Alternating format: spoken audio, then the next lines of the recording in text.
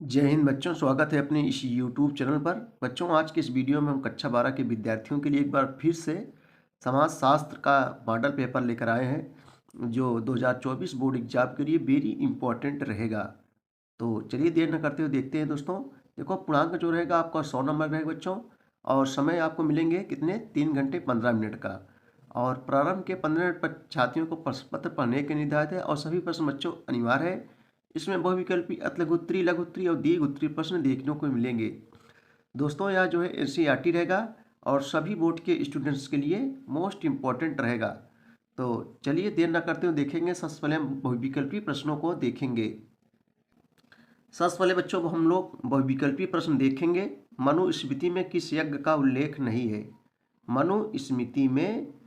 मनुस्मृति क्या है दोस्तों? स्मृतियों में सबसे पुरानी स्मृति मनुस्मृति है। मनुस्मृति में किस यज्ञ का उल्लेख नहीं है?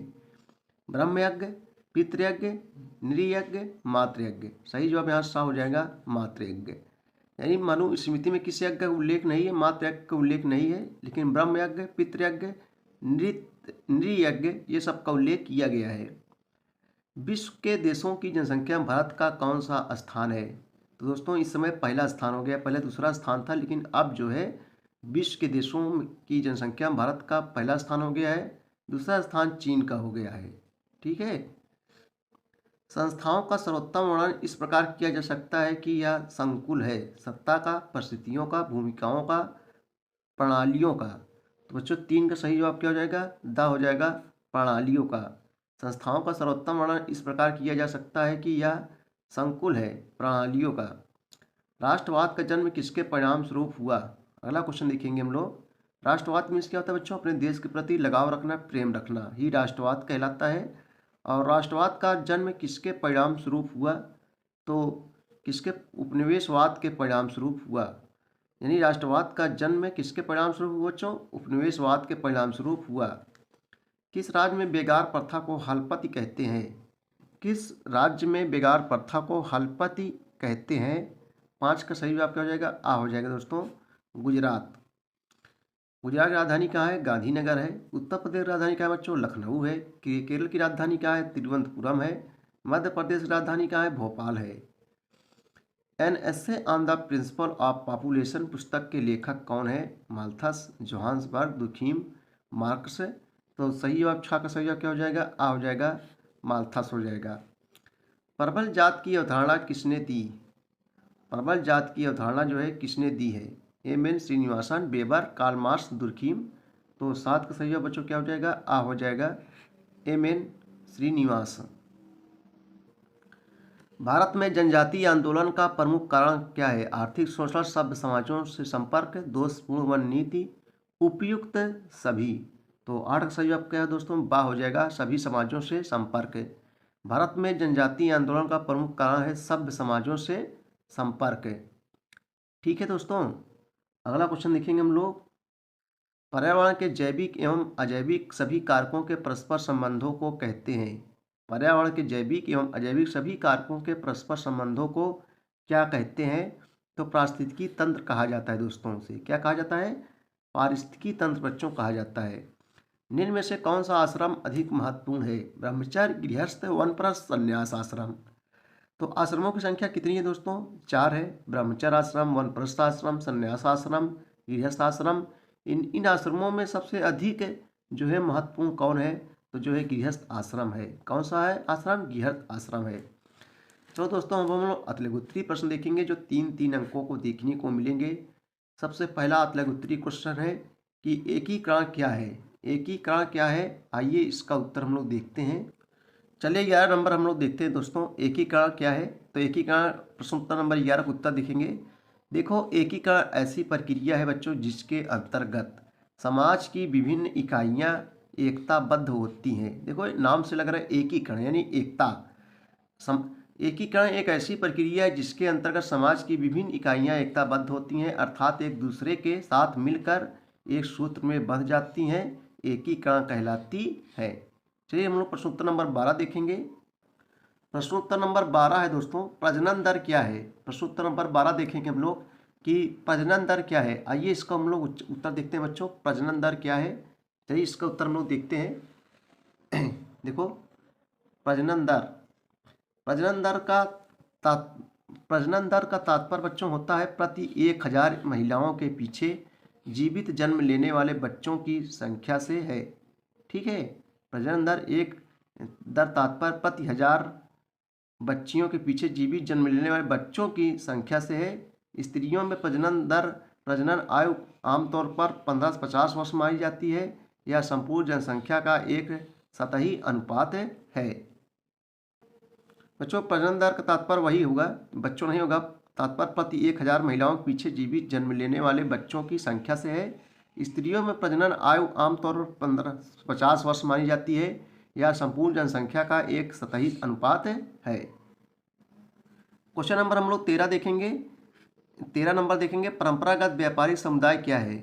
परंपरागत व्यापारिक समुदाय क्या है, चलिए इसका उत्तर हम लोग देखते हैं बच्चों। परंपरागत व्यापारिक समुदाय क्या है, क्वेश्चन नंबर 13 का उत्तर हम लोग देखेंगे।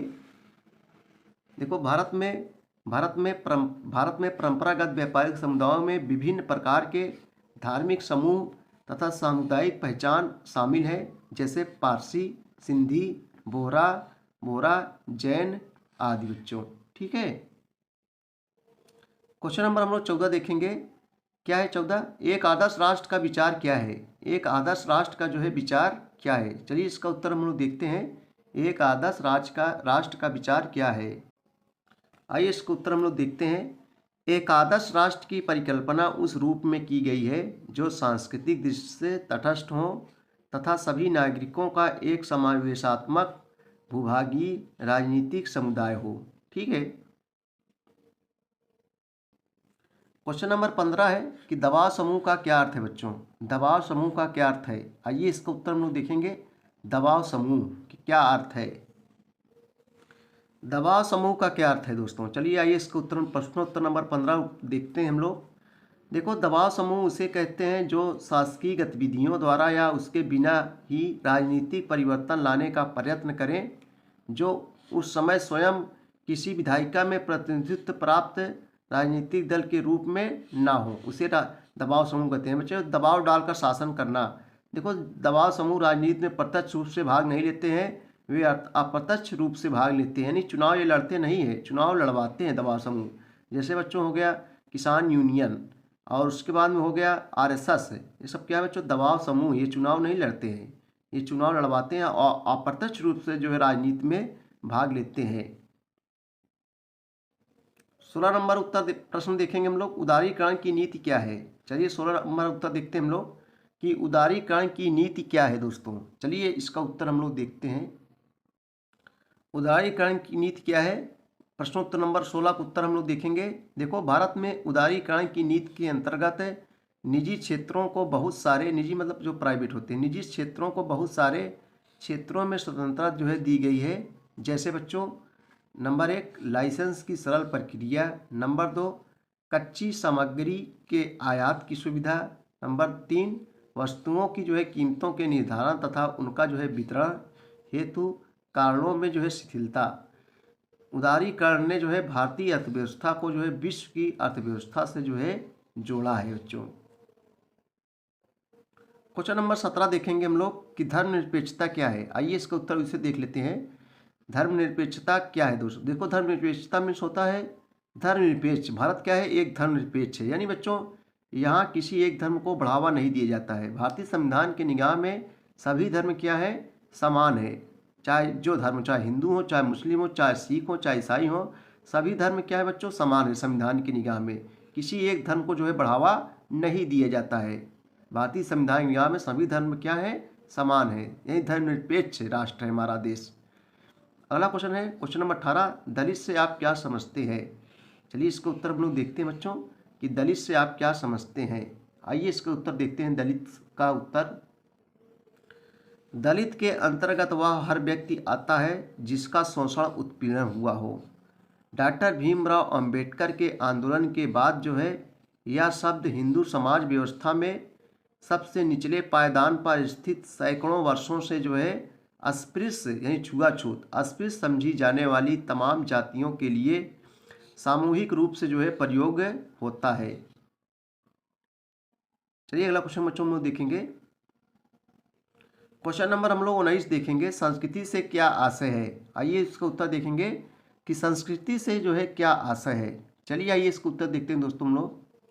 प्रश्नोत्तर नंबर हम लोग 19 देखेंगे, संस्कृति से जो है क्या आशय है। देखो, समाज की सुशिक्षित तथा जो है प्रतीकात्मक पक्ष, जिसमें जो है भाषा, रीति रिवाज, परंपरा इत्यादि शामिल होते हैं तथा जिसका जो है संचरण पीढ़ी दर पीढ़ी होता है, उसे बच्चों जो है संस्कृति कहते हैं।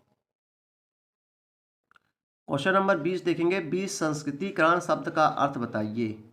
विसंस्कृतिकरण शब्द का अर्थ बताइए। चलिए इसका उत्तर हम लोग देखते हैं। विसंस्कृतिकरण शब्द का अर्थ बताइए। चलिए इसका उत्तर हम लोग देखेंगे, उन क्षेत्रों में जहाँ गैर संस्कृतिकरण जातियों, निम्न जाति की प्रधानता थी तथा जिसने सांस्कृतिकरण जातियों, उच्च जातियों को जो है प्रभावित किया, उसे बच्चों जो है क्या कहते हैं, उसे जो है विसंस्कृतिकरण का नाम दिया गया है। उसे जो है विसंस्कृतिकरण कहते हैं। चलो लघुत्तरीय प्रश्न देखेंगे हम लोग, जो 6 अंकों का रहेगा। वर्तमान समय में जनजातीय पहचान के निर्माण को प्रभावित करने वाले कारकों का वर्णन कीजिए। वर्तमान समय में जनजातीय पहचान के निर्माण को प्रभावित करने वाले कारकों का वर्णन कीजिए। चलिए इसका उत्तर हम लोग देख लेते हैं। वर्तमान समय में जनजातीय पहचान के निर्माण को प्रभावित करने वाले कारकों का वर्णन कीजिए। आइए इसका उत्तर हम लोग देख लेते हैं दोस्तों। लघुत्तरीय प्रश्न है जो 6 अंकों का है। देखो, वर्तमान समय में जनजातीय पहचान के निर्माण को प्रभावित करने वाले कारक निम्नलिखित हैं। जनजाति बच्चों को, जिसको भारतीय संविधान में एसटी के नाम से जो है जाना जाता है, शेड्यूल कास्ट एसटी के नाम से जो है जाना जाता है। तो जनजातीय पहचान के निर्माण को प्रभावित करने वाले कारक निम्नलिखित हैं। नंबर 1, वर्तमान काल में जनजातियों की पहचान जनजातियों के साथ जुड़ी किसी विशिष्ट आदिम जो है विशेषता के साथ नहीं, वरन समाज के साथ उनके अंतःक्रिया की प्रक्रिया के साथ जुड़ी है। नंबर 2, पृथक समाजों के निर्माण की उपलब्धि, जैसे झारखंड, छत्तीसगढ़ इत्यादि। नंबर 3, मध्यम जनजाति समाज में बड़े पैमाने पर शिक्षित वर्ग का उदय। देखो, जनजातियाँ होती हैं बच्चों, पहाड़ों वगैरह में रहती हैं, जंगलों में, पहाड़ों में, सब इन सब जगह जो है पाई जाती हैं। चलो एक क्वेश्चन और देख लेते हैं लघुत्तरी का। जाति व्यवस्था में परिवर्तन के कारणों का वर्णन कीजिए। जाति व्यवस्था के परिवर्तन के कारणों का वर्णन कीजिए। आइए 6 नंबर के बच्चों इसका उत्तर हम लोग देख लेते हैं। लघुत्तरी प्रश्न है, जाति व्यवस्था में परिवर्तन के कारणों का वर्णन कीजिए। चलिए इसका उत्तर हम लोग देखते हैं। देखो, जाति व्यवस्था में परिवर्तन के प्रमुख कारण इस प्रकार हैं। नंबर 1, पाश्चात्य शिक्षा एवं सभ्यता के परिणाम स्वरूप जाति बंधनों में शिथिलता। नंबर 2, औद्योगिकरण एवं नगरीकरण के परिणाम फलस्वरूप जाति उच्चता एवं निम्नता की जो है भावना एवं छुआछूत में कमी। नंबर 3, धन का महत्व बढ़ने से आर्थिक स्थिति का महत्व बढ़ना। नंबर 4, यातायात एवं संचार साधनों में उन्नति ने जाति विभेद एवं धार्मिक विभेद को मिटाया है। स्त्री शिक्षा के उत्थान से जो है उनकी सामाजिक स्थिति में सुधार हुआ है। संयुक्त परिवार के विघटन ने जाति व्यवस्था को जो है कमजोर किया है।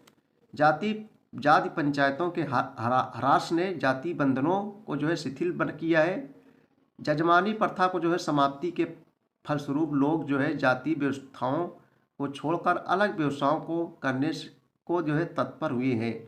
अगला नंबर है, हिंदू विवाह वैधकरण अधिनियम 1949, विशेष विवाह अधिनियम 1954, हिंदू विवाह अधिनियम 1955, अस्पृश्यता अपराध अधिनियम 1955, अनुच्छेद 15 और अनुच्छेद 17 ने जाति व्यवस्था को जो है कमजोर किया है। दोस्तों, जाति व्यवस्था को क्या किया है, कमजोर किया है।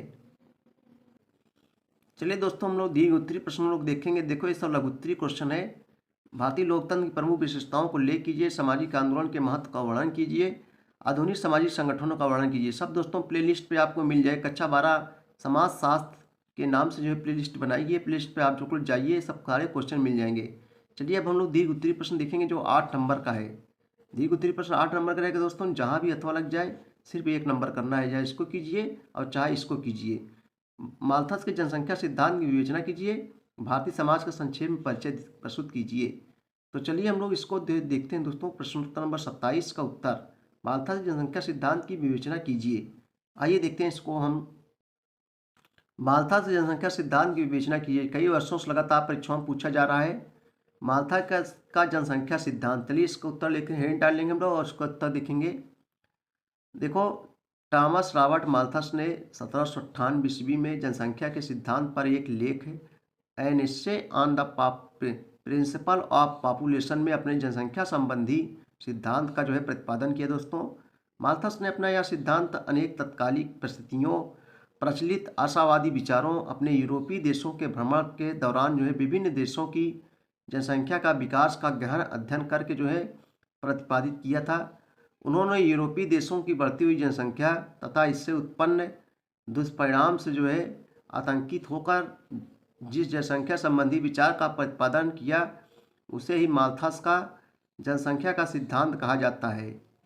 समझ रहे दोस्तों, सिद्धांत की प्रमुख बातें। माल्थस की जनसंख्या के सिद्धांत की निम्न मान्यताओं पर जो है आधारित है। नंबर 1, मान्यताएं। स्त्री पुरुष में काम वासना स्वाभाविक ही नहीं तथा स्थिर है, इसका प्रत्यक्ष संबंध संतानोत्पत्ति से है। नंबर 2, मनुष्य के जीवन निर्वाह व अस्तित्व की रक्षा के लिए खाद्य सामग्री अनिवार्य। खाद्य सामग्री से गेहूँ हो गया, चावल हो जो खाया जाता है। नंबर 3, आर्थिक संपन्नता और संतानोत्पत्ति के मध्य सीधा और घनिष्ठ संबंध है। नंबर 4, किसी उत्पत्ति हास नियम क्रियाशील होता है। नंबर 2, जनसंख्या ज्यामितिक अनुपात की से बढ़ती है।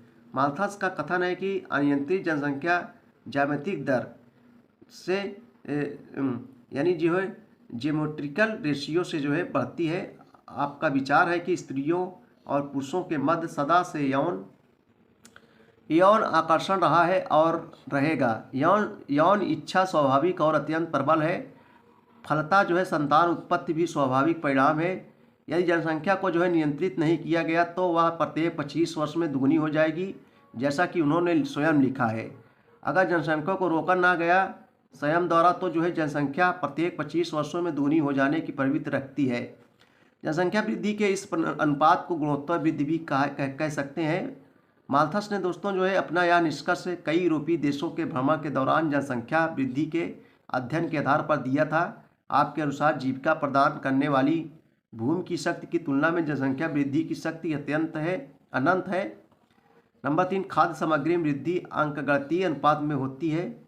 मानव के जीवन और अस्तित्व के लिए भोजन आवश्यक है, लेकिन जिस दर से जनसंख्या में वृद्धि होती है उस दर से खाद्य सामग्री में वृद्धि नहीं होती। खाद्य सामग्री में तो समांतर अर्थात गणितीय अनुपात में ही वृद्धि होती है, क्योंकि किसी उपज में उत्पत्ति ह्रास नियम लागू होता है, अर्थात जैसे जैसे खेत में फसल उगाने का क्रम बढ़ता जाता है वैसे वैसे क्रमानुसार कृषि उत्पादन घटता जाता है। खाद्य सामग्री के गणितीय अनुपात को इस प्रकार रखा जा सकता है 1, 2, 3, 4, 5, 6, 7, 8, 9 आदि क्रम से। माल्थस के शब्दों में यदि अन्य बातें समान रहे तो प्रकृति द्वारा जो है मानवीय आहार धीरे धीरे अंकगणितीय अनुपात में बढ़ता है और मानव स्वयं तेजी से ज्यामितीय अनुपात में बढ़ता है। नैतिक प्रतिबंध है। वास्तव में नैतिक प्रतिबंध को ही जो है माल्थस ने प्रतिबंधक अवरोध के रूप में मान्यता दी है। इनमें से सब प्रतिबंध उपाय सम्मिलित हैं जो मनुष्य अपने विवेक से जन्म दर को रोकने के लिए करता है, जैसे बच्चों संयम, ब्रह्मचर्य, विलंब विवाह आदि। इससे जनसंख्याएं रुकती हैं। माल्थस ने न केवल नैतिक संबंधों को ही जो है उचित माना है तथा इन्हें ही अपनाकर जन्म दर पर जो है नियंत्रण रखने की सलाह दी है।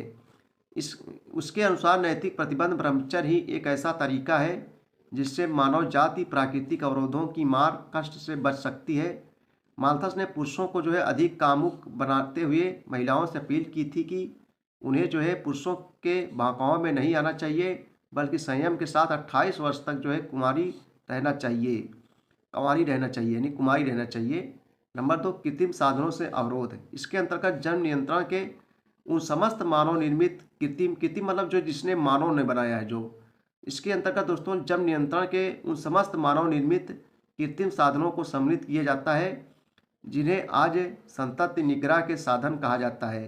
पर माल्थस ने जो है इन्हें अधर्म पाप माना है। वह इसके प्रयोग को जो है घोर विरोधी था। इस प्रकार एक पादरी होने के नाते माल्थस ने न केवल नैतिक प्रतिबंधों को अपनाकर जनसंख्या जन्मत को कम करने का सुझाव दिया है।